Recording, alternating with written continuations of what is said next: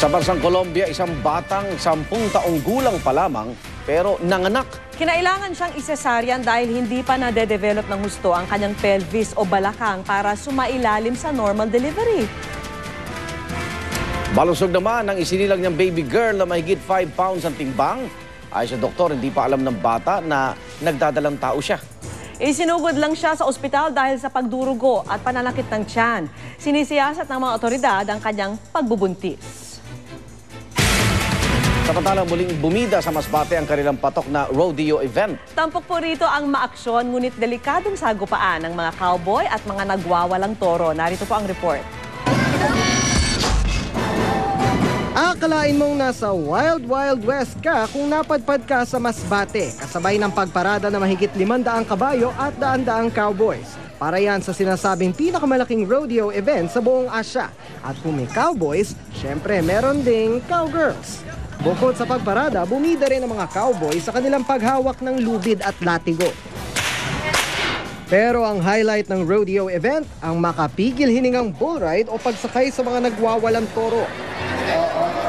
At ang maaksyong paghabol at pagpapatumba ng mga cowboy at cowgirls sa mga toro.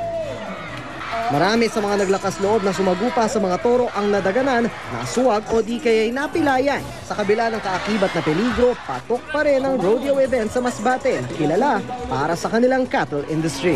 Para sa Saksi, Dano Tingpong, nag-uula. Sa Lunes na, mga igan, ang deadline ng filing ng Income Tax Return o ITR. Kaya payo po ng BIR mag-file ng ITR malaki man o maliit ang kinikita. Saksi si Isay Reyes. Isang linggo bago ang deadline ng paghahain ng income tax return, nagsimula nang dumami ang mga tao sa opisina ng BIR. Karamihan nagulat sa bagong form ng BIR kung saan imbis na patayo ay pahalang na ang espasyong nakalaan para sa higit pa sa iisang pinagkakakitaan. Mas detalyado na rin ang hinihing impormasyon tulad ng kung may kita ba sa ibinentang ari-arian, mana, stocks o pensyon. Based on my experience kasi mas madali yung computation dito. Kasi siya talagang sunod-sunod talaga. So alam mo na kung paano mo siya. Unlike dito, medyo nakakalito siya. Oo, kasi ang laki niya eh. Medyo nakaka-overwhelm lang. Pwede kasing meron kang ibang sources of income na hindi mo naman kailangan i-declare dito, pero legitimate yun, and it's also a source of funding for all other acquisitions or all other activities. Kung lahat ng datos na yan, binigay mo, lahat yan, dineklara mo, ibig sabihin, nagbabayad ka ng tamang buwis. And for that, pag na-declare mo lahat, wala kang tinago, wala kang inumit na dapat mong i-declare dyan, edi you have peace of mind. Paalala ng BIR, maliit naman o malaki ang kinita, kailangan mag-file ng ITR, bagay na inalmahan ng ilang nakausap ko. Kailan na kayo katagal hindi nag-file? Mga 8 years na siguro.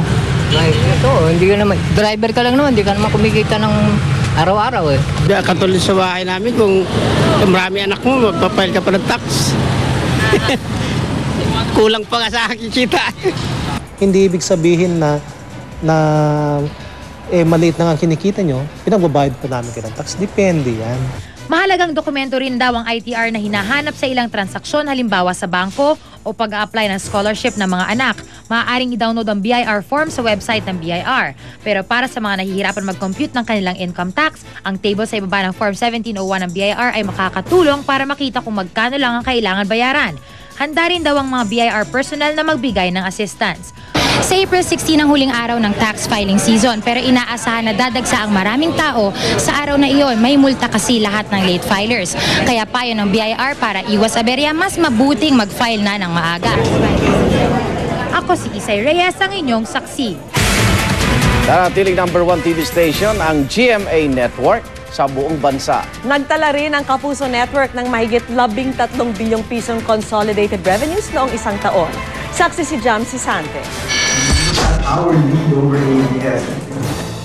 Ang financial crisis sa Europe, problema sa ekonomiya sa US at pagbawas ng advertising budget ng malalaking multinationals, umabot sa 13.083 billion pesos ang benta ng GMA Network noong nakaraang taon. Kaya naman, inanunsyo ng mga opisyal ng GMA na halos 2 bilyong piso ang ilalabas na cash dividends sa mga stockholders. o 40 centavos kada share. Ibibigay ito sa May 9. Inaasahan ng GMA na mas lalaki pa ang kita nito ngayong taon. The advocacies are expected to start towards the latter part of the year. But even with that aside, the growth in or expected growth in our regular trade accounts is already manifesting itself. So this will definitely be a better year than last year. At nananatili pa rin number 1 ang GMA Network. Ito pa rin ang pinaka-pinanonood na TV station sa buong bansa. Our signal reach on a weighted basis nationwide is second to none. The major capex items are 2 new originating stations. One to be located in the Ilocos region to serve the Ilocano dialect speaking population. The other is an originating station in the Bicol region. Noong 2011, nagtala ang GMA Network ng household share na 34.2%, lamang ng 3.1 points kumpara sa ABS-CBN at lamang ng 18.6 points kumpara sa TV5. Ito ay ayon sa Nielsen Philippines TV Audience Measurement, ang mas pinagkakatiwalaang ratings agency sa bansa. Number 1 din ang news channel ng GMA, ang GMA News TV. Found leadership already very early, no, in its niche. In fact, GMA News TV led among all the news channels in a matter of months from its launch. The first months of 2012, there is a significant growth already in the revenues of News TV. So we're very encouraged about the channel, definitely. More and more advertisers, because they've already seen the product offering of News TV, have found it to be a viable alternative to the traditional entertainment drama programs. Nang tanungin naman sa GMA Network President and COO Gilberto Duavit Jr. tungkol sa napapabalitang balak ng negosyanteng si Manny D. Pangilinan na bilhin ng GMA, sagot niya. Presently, we are not in any negotiations with the PLDT group. The network is not being offered to interested parties, but that is not to say that it may not be sold depending on the offer price. Ako si Jam Sante, ang inyong saksi. Kung nasa ng balita, ikaw tangdigan ng katotohanan, magkasama sa pagbabalitang walang kinikilingan. Walang pinoprotektahan, walang kasinungalingan, serbisyong totoo po lamang. Susunod na ang Reporter's Notebook at ako po si Vicky Morales. Ako naman Arnold Glavio, hanggang bukas, sama-sama tayong magiging saksi.